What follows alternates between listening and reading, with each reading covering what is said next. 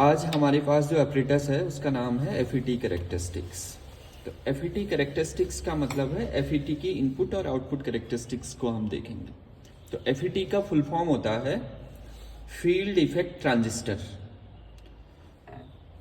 Field effect transistor, ठीक है। तो हम इसके कनेक्शंस करते हैं। सबसे पहले ये हमें लिखा है, देखो इसमें ये VGS लिखा है, गेट सोर्स वोल्टेज, और ये लिखा है ड्रेन सोर्स वोल्टेज, और ये है करंट ID लिखा है, यहाँ VDS लिखा है, यहाँ VGS लिखा है, ठीक है।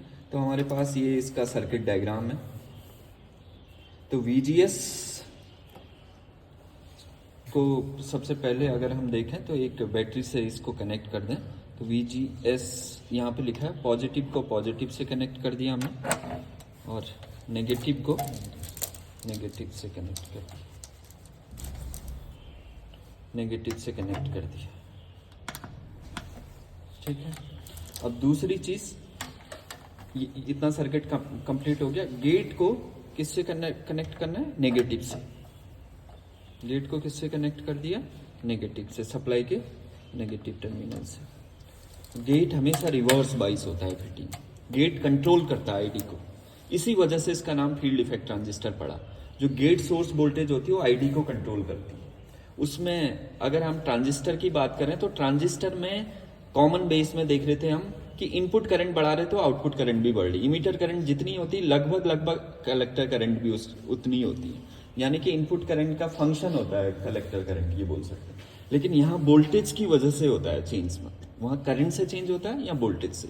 तो इसी वजह से जो फील्ड इफेक्ट ट्रांजिस्टर है इसको बोलते हैं वोल्टेज कंट्रोल डिवाइस, वोल्टेज से कंट्रोल होती है। तो ये हमने वोल्ट मीटर ऐड किया, गेट को कनेक्ट कर दिया, गेट को नेगेटिव से कनेक्ट कर दिया, और जो सोर्स है ये कॉमन करना है। सोर्स को इसके पॉजिटिव टर्मिनल से जोड़ दिया, सप्लाई के पॉजिटिव टर्मिनल से, और जो ड्रेन है, ड्रेन को हमने एक मिली एमीटर के नेगेटिव टर्मिनल से जोड़ा, और उसके बाद इसका पॉजिटिव टर्मिनल, इसका जो पॉजिटिव टर्मिनल है आईडी का, वो VDS सप्लाई के पॉजिटिव टर्मिनल से जुड़ेगा, और जो नेगेटिव टर्मिनल है वो सोर्स से ऐड हो जाएगा। और इसके पैरेलल में हम लोग क्या लगा देंगे? वोल्ट मीटर लगा देंगे। वोल्ट मीटर हमेशा पैरेलल में लगता है, पॉजिटिव पॉजिटिव से और नेगेटिव नेगेटिव से। ट्रांजिस्टर और एफईटी में ये रिलेशन होता है, एफईटी में ये अंतर है कि एफईटी जो है ये वोल्टेज कंट्रोल डिवाइस है, तभी इसका नाम फील्ड इफेक्ट बोला। इलेक्ट्रिक फील्ड से कंट्रोल होता है चीजें, तो तब इसका नाम फील्ड इफेक्ट पड़ा। तो जैसे हम इसको ऑन करते हैं,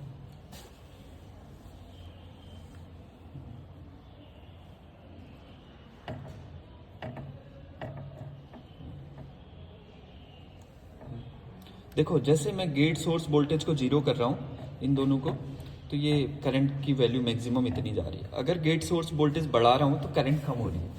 यानी कि gate source voltage reverse bias है, तो रिवर्स बाइस की वजह से इसका इम्पिडेंस बहुत हाई होता है। ट्रांजिस्टर और इसमें ये अंतर होता है, ट्रांजिस्टर में इनपुट साइड को हम फॉरवर्ड बाइस करते हैं नॉर्मल ऑपरेशन में, यहाँ रिवर्स बाइस करते हैं। तो इस वजह से गेट सोर्स वोल्टेज बढ़ाने से करंट कम हो रही है, आईडी कम हो रही है। क्यों कम हो रही है इस डायग्राम से समझते हैं। जैसे N चैनल एफईटी है, तो गेट सोर्स वोल्टेज बढ़ेगी तो रिवर्स बाइस की वजह से उसकी डिप्लेशन लेयर की विड्थ बढ़ेगी, विड्थ बढ़ेगी तो क्या होगा, उसमें करंट की वैल्यू कम हो जाएगी, मतलब आईडी की वैल्यू एक सैचुरेटेड वैल्यू हो जाएगी। तो इसी को देखते हैं।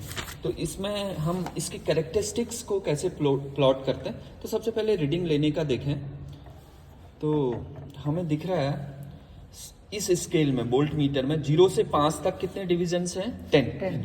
और इसमें भी कितने हैं? 0 से 5 तक 10 डिवीजन। और यहाँ पर ये मिली एमीटर का स्केल है, 0 से 5 तक कितने डिवीजन है? 10 डिवीजन है, ठीक है, 10 डिवीजन है। तो 10 डिवीजन इक्वल टू 5 वोल्ट होगा इसमें VGS में। तो एक डिवीजन की वैल्यू कितनी हो जाएगी? 0.5 वोल्ट। और यहाँ पर क्या है? यहाँ पर भी कितने डिवीजन है? 10। 10 डिवीजन इक्वल टू 5 वोल्ट, तो एक डिवीजन की वैल्यू क्या हो जाएगी 5.5। यहाँ से यहाँ तक कितने डिवीजन है total 10 division equal to 5 volt, तो एक 5 मिली एम्पियर, तो एक डिवीजन की वैल्यू क्या हो जाएगी 0.5 मिली एम्पियर, तो रीडिंग लेना आ गया। अब इसकी कैरेक्टरिस्टिक्स के लिए क्या करें, हाँ इनपुट कैरेक्टरिस्टिक इसमें लिखा है VGS least count 0.5 volt, VDS least count 0.5 volt, ID least count 0.5 milliampere. इतनी बात समझ आई।